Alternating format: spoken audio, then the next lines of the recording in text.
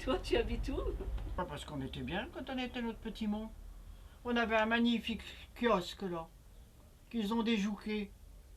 Enfin, j'ai redonné ça. Qu'ils ont cassé. Et toi, tu habites où? Moi, je peux vous dire que je travaillais du jour au lendemain, j'ai changé d'adresse et j'ai changé de ville. Mon patron m'a appelé, il dit qu'est-ce que c'est de ce travail-là? Vous avez déménagé, vous n'avez pas fait votre changement d'adresse. Bah, j'ai pas pensé, j'ai dit j'habite toujours à la même maison.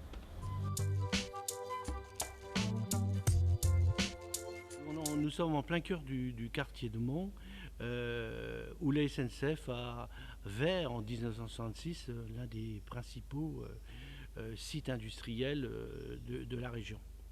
À l'époque, tout le monde travaillait. On n'avait pas grand-chose pour vivre, mais on n'était pas malheureux.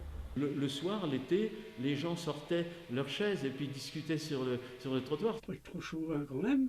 On aimait bien notre petite ville. La ville battait au rythme du départ des trains, des arrivées des trains, des prises de service tôt le matin ou tard le soir des salariés. Oui, c'était une cité cheminote. Tout le monde a un parent à la SNCF ici. Hein. Avait. Et toi, tu habites où? Mont était quand même, on va dire, la cheville ouvrière. Tout, en fait, vivait cheminot. Vous aviez la bibliothèque municipale, cheminote. Vous aviez le club sportif, cheminot. Vous aviez l'harmonie, la musique, qui est encore aujourd'hui un des fleurons musicaux de la région, qui était aussi, elle, cheminote. Il y avait le jardin du cheminot. Ils venaient chercher leurs graines, leurs semences pour leur jardin. C'était, en effet, géré par la SNCF. L'autre employeur important, c'était donc Lefort. Hein, les clouteries et tréfileries Lefort, qui était au niveau européen un des premiers à faire du tréfilage. J'ai été donc conseiller municipal en 1966, lorsqu'a eu lieu la fusion. J'étais donc le plus jeune du conseil municipal. Vous savez, la fusion,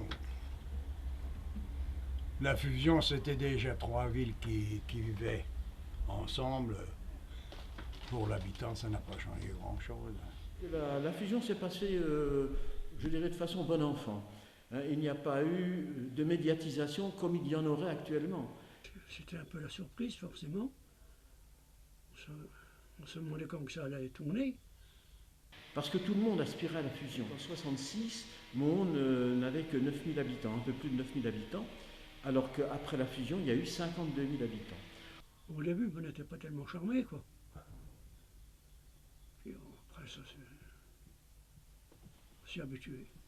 On se rendait bien compte que, je me rappelle, le maire m'avait fait une réflexion, m'avait dit, mais oui, François, bien sûr, nous n'avons pas de projet, mais nous n'avons pas de dette.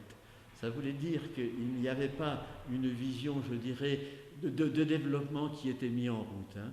Je crois que la commune de Mont était gérée en bon père de famille. La ronde couture n'existait pas encore, c'était des prés, des jardins. Petite maison, la maison ordonnaise, là. Et quand il y a eu la fusion, c'est là qu'ils ont fait les grandes tours. C'est pareil, c'était pas tellement bien accepté. Des tours de 17 étages qui nous enlevaient le soleil.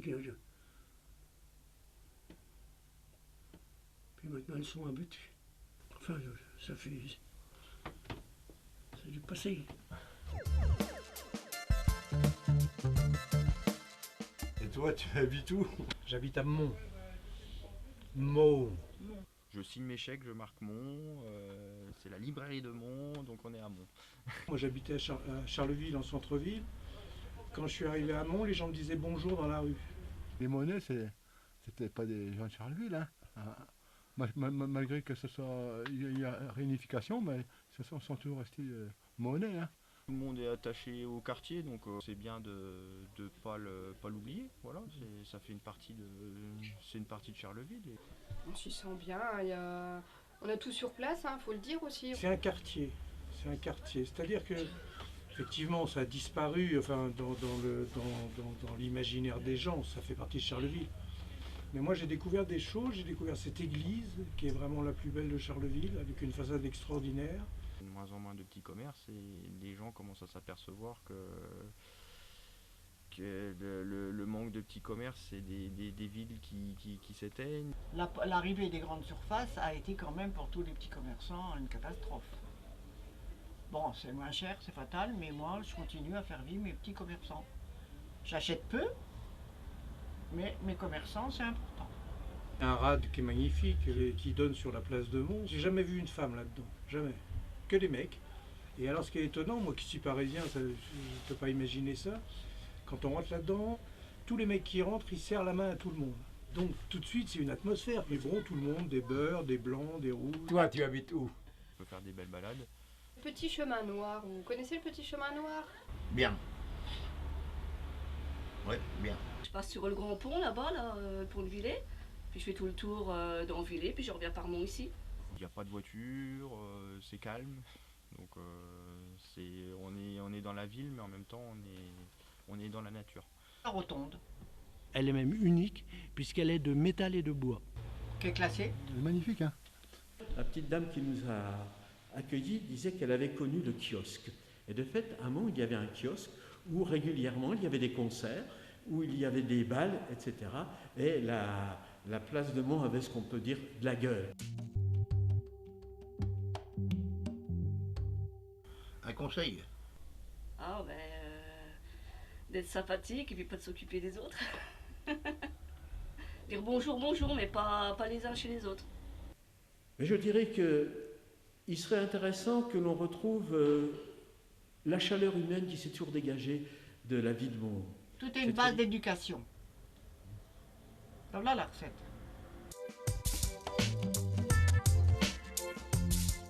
Toi, t'habites où? Moi, mon rêve, ça serait de rejoindre la voie verte de chez moi, en fait, du fameux chemin noir. J'aimerais pouvoir accéder à la voie verte de chez moi, derrière chez moi. Sur Mons, le quartier continuera d'évoluer. Il est complètement, je vous l'ai dit, intégré à la ville. On n'a plus de frontières entre Charleville, Mons, Le Theu, etc. Donc c'est intégré, ce sera le quartier de la ville. Il vivra à son rythme parce qu'il est quand même un peu plus excentré que certains quartiers de Charleville. Que vous voulez comme quartier idéal? Je vais vous parler d'une discothèque à mon âge ou de spectacle. On n'a rien à foutre. On souhaite que ça reste un lieu patrimonial de souvenir du travail des cheminots. Et toi, t'habites où? Moi j'habite Mons. Je suis né à Mons. Pour tout vous dire, je ne connais pas Charleville. Et j'habite et je reste à Mons. Moi j'habite pas Charleville, comme du coup c'est que vous habitez à Mons. Et toi, tu habites où? Et toi, tu habites où? Et toi, tu habites où? Et toi, tu habites où? Et toi, tu habites où? Et toi, t'habites où? Et toi, t'habites où? Et toi, tu habites où? Et toi, tu habites où? Et toi, tu habites où? Et toi, tu habites où? Toi, tu habites où? Et toi, tu habites où? Et toi, t'habites où? Et toi, tu habites où? Et toi, t'habites où? Et toi, t'habites où? Toi, t'habites où? Et toi, tu habites où? Et toi, t'habites où? Et toi, tu habites où? Et toi, t'habites où? Et toi, t'habites où? Et toi, tu habites où? Et toi, tu habites où? Et toi, tu habites où? Et toi, tu habites où? Et toi, tu habites où? Et toi, tu habites où?